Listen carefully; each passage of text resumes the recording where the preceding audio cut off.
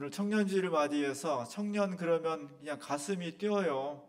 그 자체로서 감동적이고 그 자체로서 우리가 감격하는 요소가 청년입니다. 우리 청년들 나와서 어른들 잘 모를까 봐 다 한 사람씩 소개를 해서 그것도 참 좋은 아이디라고 생각이 들었고요.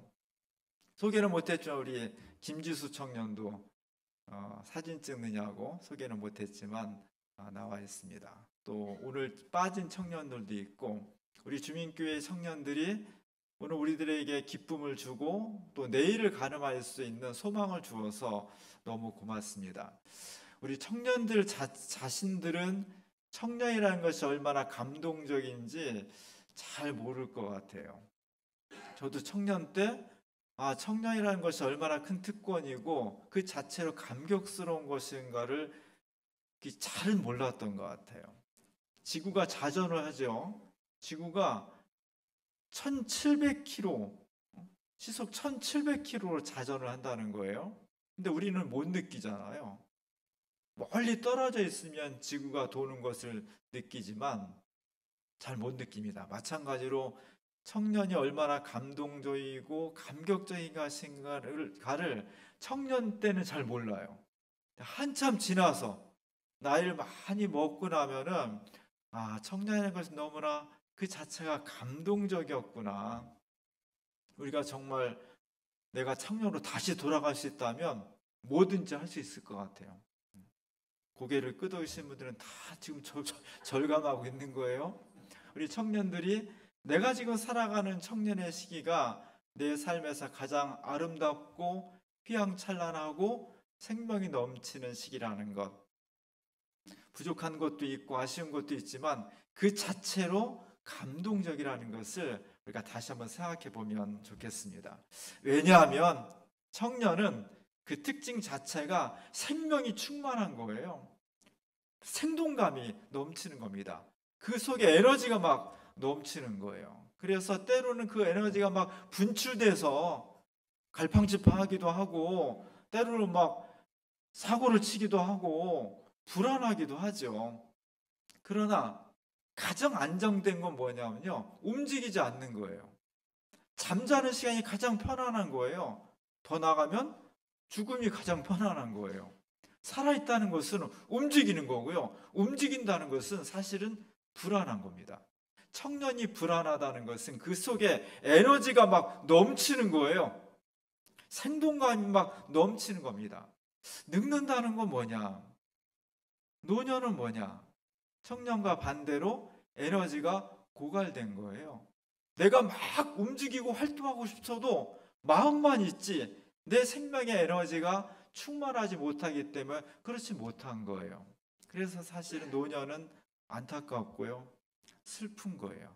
그런 거에 비하면 청년은 너무나 에너지가 있고 활기가 있고 좀 불안한 면도 있지만 그 속에 생명이 넘치기 때문에 그냥 부모님 세대 할아버지 할머니가 여러분들 보면 그냥 보기만 해도 부럽다, 어디 야단치기도 하고 그런 것은 부러워서 그러는구나 이렇게 생각하시면 돼요.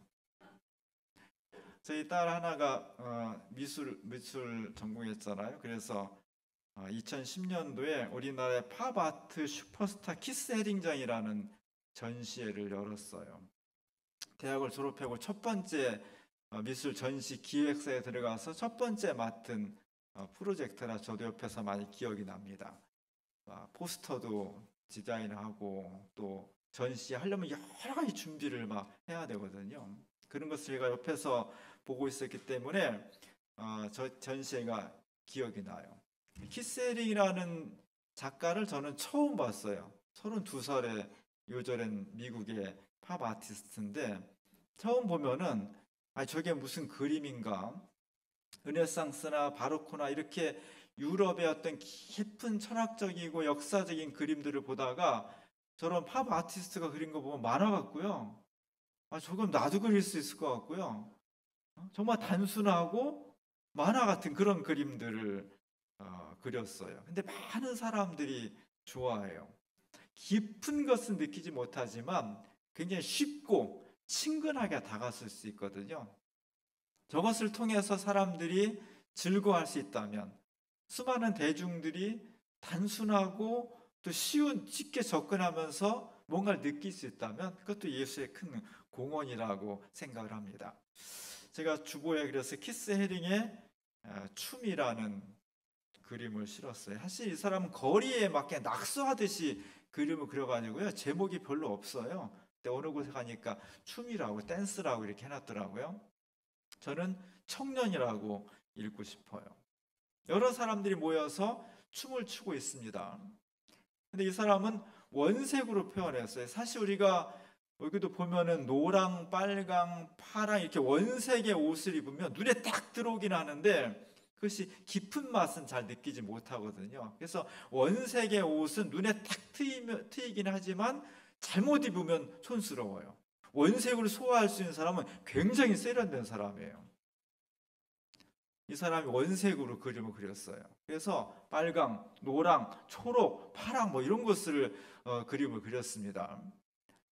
그럼에도 불구하고 이 사람의 그림은 상당히 생동감이 있어요. 막 살아 움직이는 거예요. 여기 있는 사람들도 춤을 추고 있죠. 막 팔을 올리고 발을 구르고 몸을 비틀고 앉았다 일어섰다 막 하면서 주체할 수 없는 자신의 내면의 어떤 에너지를 막 분출을 하는 거예요. 신나게 춤을 추는 겁니다. 공기가 막 흔들리는 거예요. 이것이 청년입니다. 내 삶 막 움직여 나가는 것, 생동감 있게 막 표현하는 것, 움직이지 않고는 견딜 수 없는 사람들, 역동성, 이런 것들이 청년이 가지고 있는 특권이고 자산이에요. 그것이 청년의 시기를 지난 다음에 보면은 얼마나 소중한 자산인지, 그게 얼마나 부러운 것인지, 우리 청년들은 다른 사람들이 나를 부러워하고 있구나. 내가 정말 가지고 있지 못한 이미 지나가 버린 노년 세대가 지나가 버려서 다시 되찾을 수 없는 너무나 소중한 것을 내가 가지고 있구나 하는 것을 스스로 감동했으면 좋겠습니다. 오늘 우리가 읽은 말씀은 하나님께서 우리에게 주시는 생명의 말씀, 시편의 기자의 음성인데요. 마른 땅에 있는 사람들이 물을 찾는 것처럼 간절함으로 하나님을 찾는 겁니다. 풀은 마르고 꽃은 시든다고 했습니다. 지난 시간에 우리 여러분들이 가족들이 하나님의 부르심을 받고 생을 마감하셨는데요. 인생은 영원하지 않습니다. 아무리 젊음이 있고 건강이 있고 세도가 있다 하더라도 그것은 다 절정이 있으면 다시 꺾여서 무너지는 시간이 있는 거예요. 그래서 우리 시인 박목월의 시에 보면은 4월의 노래에 보면은 목련꽃 그늘 아래서 베르테리의 편지를 읽노라. 이 노래도 있습니다. 목련꽃 그늘 아래서 베르테리의 편지를 읽노라. 굉장히 낭만적이죠. 이게 4월 되면은 봄을 알리는 꽃들이 많이 펴요. 개나리, 진달래. 그 중에서 가장 화려한 것 중에 하나가 목련입니다. 목련은요, 하얀색으로 정말 목련꽃은 너무너무 화려하게 펴요. 그런데 어젯밤까지만 하더라도 그 목련꽃이 하늘을 이고 있었는데 그 다음날 보면은 뚝뚝뚝 다 떨어진 것을 볼 수 있습니다. 어느 순간에 화려함이 허망하게 무너지는 것을 볼 수 있어요. 청춘이 그런 겁니다.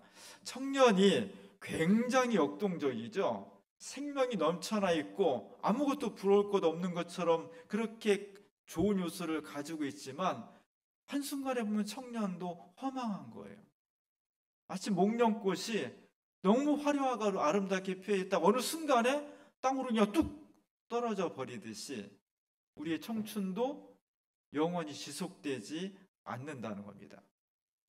청년의 시기가 지나면 중년이 오고 노년으로 갈 수밖에 없다는 것을 우리가 절감할 수 있어야 돼요. 그렇기 때문에 청년의 시기가 영원하지 않기 때문에 관리를 잘해야 돼요.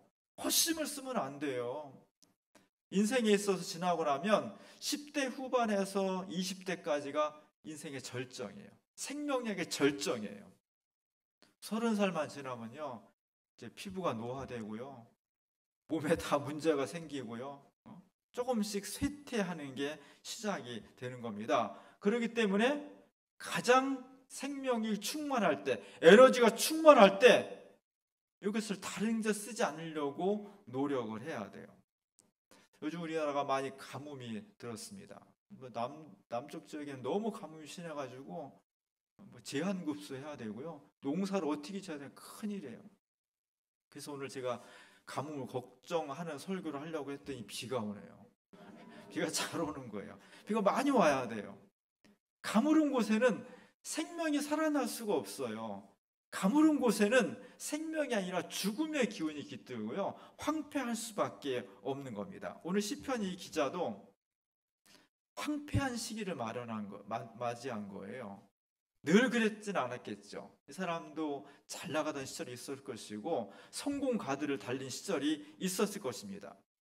이건 정말 내가 잘한 거야, 내 실력이야, 나는 인생의 성공자야, 이렇게 생각할 수 있겠죠. 그런데 지나고 나서 보니까 그 밝고 찬란했던 시기가 지속되지 않는다는 거예요. 어느 순간에 그의 인생에 어둠이 찾아와 버린 겁니다. 황폐한 시기가 찾아온 거예요. 이때가 중요한 겁니다. 이때 어둠의 시기가 찾아왔을 때 우리는 무엇을 할 것인가? 이 시인의 위대함은 여기에 있는 겁니다. 자신이 메마르고 황폐한 순간을 맞이했을 때 바로 하나님을 찾았다는 거예요. 오늘 시편 63편 1절에 보니까 하나님이여 주는 나의 하나님이십니다. 하나님이 정말 내 생명과 내 인생과 역사의 주인이십니다. 그래서 내가 간절히 주를 찾습니다. 얼마큼 간절히? 물이 없이 마르고 황폐한 땅에서 내 영혼이 주를 갈망합니다. 바싹 마른 땅에다가 물 떨어뜨리면요, 순식간에 빨아들여요.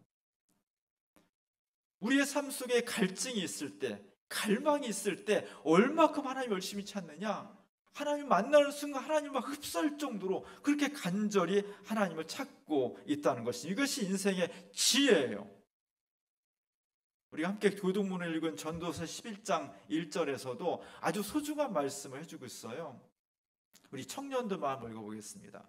너는 청년의 때에 너의 창조주를 기억하라. 곧 곤고한 날이 이르기 전에 나는 아무 낙이 없다고 할 해들이 가깝기 전에. 언제 하나님을 찾아야 되느냐? 지금 가장 좋을 때, 가장 생명력이 충만할 때, 나는 더 이상 부족한 것이 별로 없다고 느껴질 때, 그때 하나님을 찾으라는 거예요. 왜? 곧 곤고한 날이, 물이 풍부한 시기도 있지만 곧 메마르고 황폐한 날이 누구에게나 찾아오기 때문에 그날을 예비해서 지금 물이 있고 풍성하고 여유가 있고 생명이 넘치고 패기가 있고 자신감이 넘치는 그때일수록 하나님을 찾는 삶, 그래야 이것이 영원으로 이어질 수 있다는 겁니다. 우리 주민교회 청년들이 그 지혜가 충만할 수 있기를 원합니다. 오늘 청년주의를 맞이해서 제가 청년들에게 몇 가지 말씀을 드리고 있습니다. 첫 번째로는 그 에너지를, 여러분이 가지고 있는 육체적인, 지식적인, 영혼의 에너지를 헛되이 쓰지 않고 하나님께 그 열정을 갖고 주님께 투신하는 삶이 되었으면 좋겠습니다. 주일 예배의 중심에 섰으면 좋겠습니다. 우리 청년들이 바쁘죠, 피곤하죠, 힘들죠. 그러나 이 교회의 중심은 에너지가 충만한 하나님으로부터 황금 시간을 보내고 있는 청년들이 예배의 중심에 서서 함께 말씀과 찬양과 기도를 드릴 수 있을 때, 그때 우리의 삶 속에 새로운 생명이 영원히 이어질 수 있습니다. 직장일로 바쁘고 또 학업도 중요하지만 하나님을 만나는 것에 최선을 다하는 것이 인생의 가장 지혜로운 것입니다. 우리 주민교회 청년들이 참 대견해요. 오늘 보신 것처럼 보기만 해도, 찬양만 들어도 막 힘이 솟는 것 같고 우리 교회의 미래가 막 열리는 것 같잖아요. 너무너무 대견합니다. 이 대견한 우리 청년들이 앞으로도 계속 정진을 잘 했으면 좋겠습니다. 하나님에 대한 열정, 하나님에 대한 시간과 노력과 헌신하는 것과 동시에 우리가 해야 될 것이 그 사랑과 열정을 이웃과 사회로 동시에 갖는 거예요. 그것은 사랑이거든요. 기독교 복음은 하나님 사랑과 이웃 사랑이 동시에 통전적으로 이루어질 때 그리스도의 복음이 이루어지는 거예요. 완성되는 거예요. 그래서 우리가 하나님에 대한 열정, 하나님을 향해서 손을 뻗고 찬양하고 말씀을 사모하고 기도하는 것 중요하고요. 동시에 그 열정과 관심과 사랑을 이웃과 역사로 돌리는 것이 중요해요. 어제 우리 교회에서 아주 중요한 역사적인 일이 있었습니다. 우리 김종태 민주열사의 기념사업회가 창립하는 식을 가졌어요. 43년 만이니까 좀 뒤늦은 감이 있지만 그래도 끊이지 않고 창립식을 가졌습니다. 우리 교회는 김종태 열사 80년 6월 9일에 산화했는데 그 이후로 해마다 우리 교회에서 40여 년 동안 추모의 시간을 가졌습니다. 그리고 꽤 오랫동안 제가 왔을 때도 청년들이 이것을 주관했어요. 근데 시간이 지나면서 청년들이 조금 볼멘 소리가 나왔어요. 우리하고 김종태였어. 김종태는 58년생이니까 이미 60대 중반이잖아요. 근데 지금 20대 청년들하고 너무 거리가 멀은 거예요. 얼굴도 한번 못 보고 사실은 공감대도 잘 없고 시대도 다르고 그런데 우리가 저분을 어떻게 추모하지? 난감한 거예요. 그러다 보니까 너무 어렵고 그래서 이제 몇 년 전부터는 또 어른들이 같이 하게 됐지만 우리 교회가 청년들한테 바라는 것은 김종태 열사하고 여러분하고 시간적으로 많이 차이가 나고 사실 40여 년 이상 차이가 나니까 되게 멀죠. 그러나 23살 때 우리나라의 20대 초반에 그가 무엇을 고민했는지, 무엇 때문에 분노했고, 무엇을 갈망했고, 무엇 때문에 밤을 새웠고, 무엇 때문에 자기 몸에 스스로 불을 사르지 않고는 견딜 수 없었는지 그 고민의 내용을 공유하는 것이 중요하다는 거예요. 그런 사람들의 헌신과 자기 희생을 통해서 오늘 우리가 이 정도의 민주사회와 인권과 경제적 풍요를 누릴 수 있었기 때문에 우리 모두는 다 그런 분들에게 빚을 지고 있는 거예요. 하나님에 대한 열정, 그리고 동시에 우리의 이웃과 사회에 대한 고민들을 같이 해가는 것이 중요하다는 것. 두 번째는 넓은 세계를 경험했으면 좋겠습니다. 우리 교회가 50주년 기념 행사를 하면서 우리 청년들이 굉장히 많이 역할을 했어요. 정말 형년들 없었으면은 50년 시민 한마당이나 감사 예배나 앞으로 있을 일들에 대해서 제대로 우리가 하지 못했을 거예요. 이제 60돌, 70돌, 100돌 다 이제 우리 청년들이 중심이 되어서 그때 할아버지 할머니 돼가지고도 다 열심히 해야 돼요. 저는 그걸 지켜보면서 너무 우리 어른들이 다 뿌듯했고요. 너무 고마웠습니다. 우리가 살아가는 세상 굉장히 넓은 세상이에요. 우리 청년들이 넓은 세계를 봤으면 좋겠습니다. 우리 청년들이 정말 세계를 바라보면서 일을 했으면 좋겠어요.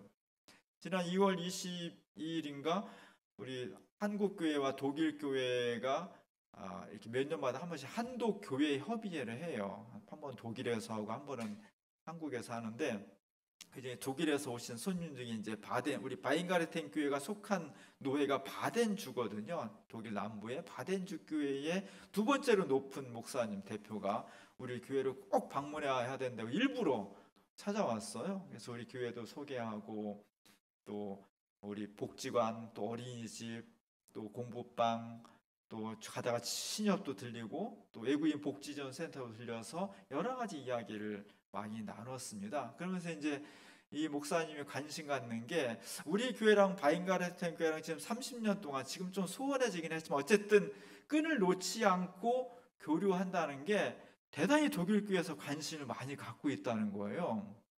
보통 그 해외 교류가 한 10년, 15년 이렇게 중단을 하거든요. 근데 우리는 이제 어쨌든 30년 정도 이어오고 있고 그냥 단순한 교류가 아니라 여러 가지 어려운 점들을 같이 세계사적인 문제를 고민하고 있으니까 독일 교회가 굉장히 관심을 갖고 있다는 거예요.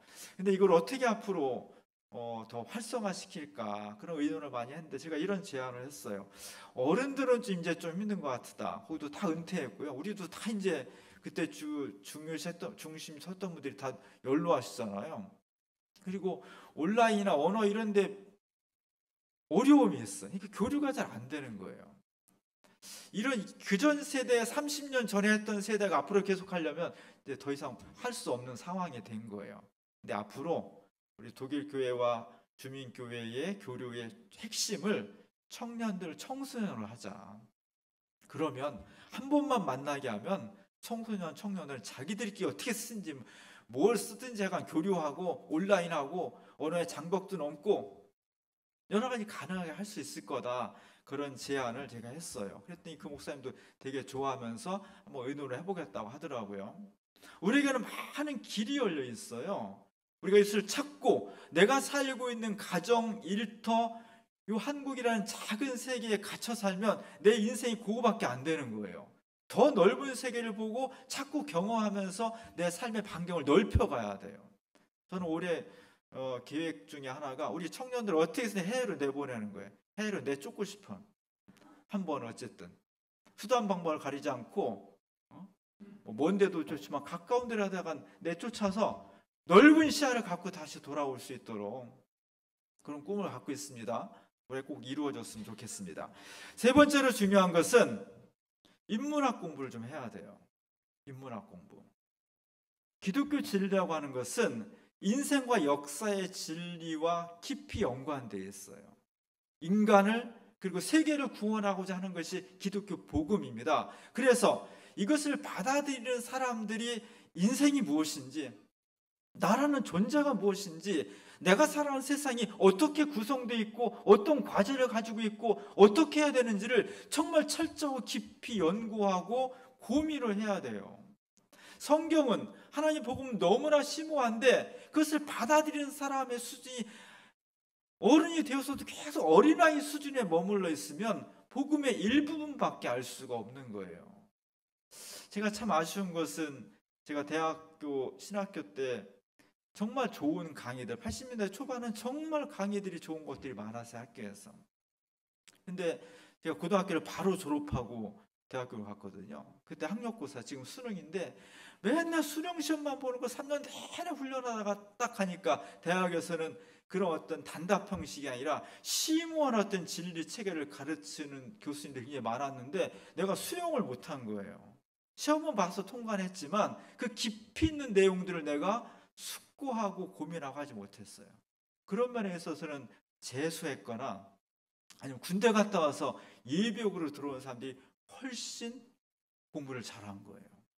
점수가 잘 나왔다는 것이 아니라 강의 내용을 수용할 수 있고 나름대로 고민하고 자기 내면화시키는데 훨씬 유리한 거예요.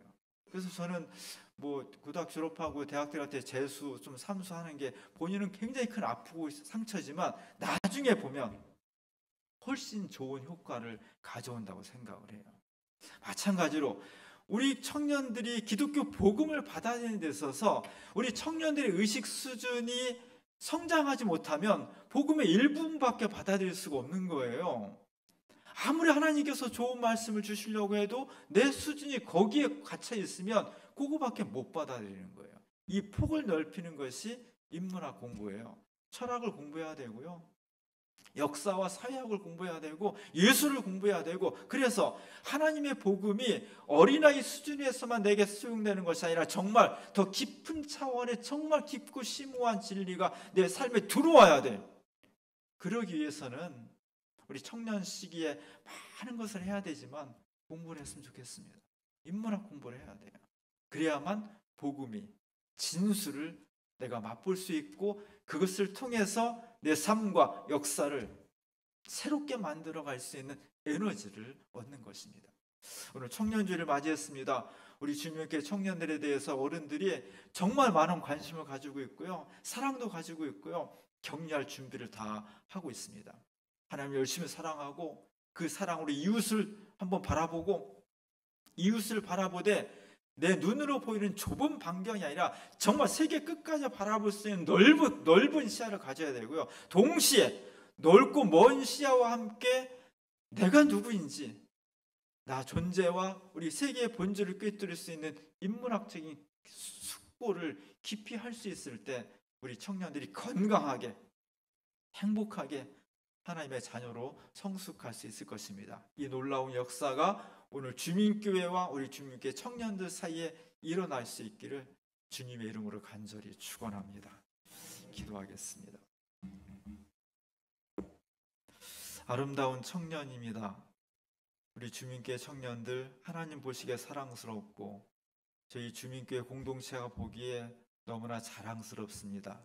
우리 청년들이 청년의 시기에 그 열정과 그 뜨거움으로 하나님과 이웃과 역사와 세계와 우리 자신을 너무나 잘 들여다보고 경험하고 하나님의 자녀답게 복음의 용사답게 잘 성장할 수 있도록 하나님께서 지켜주시옵소서. 우리 어른들, 청년들을 위해서 기도하고 또 협력하고 지원하면서 정말 아름다운 주민교회를 만들어 갈 수 있도록 인도하여 주옵소서. 예수님의 이름으로 기도합니다.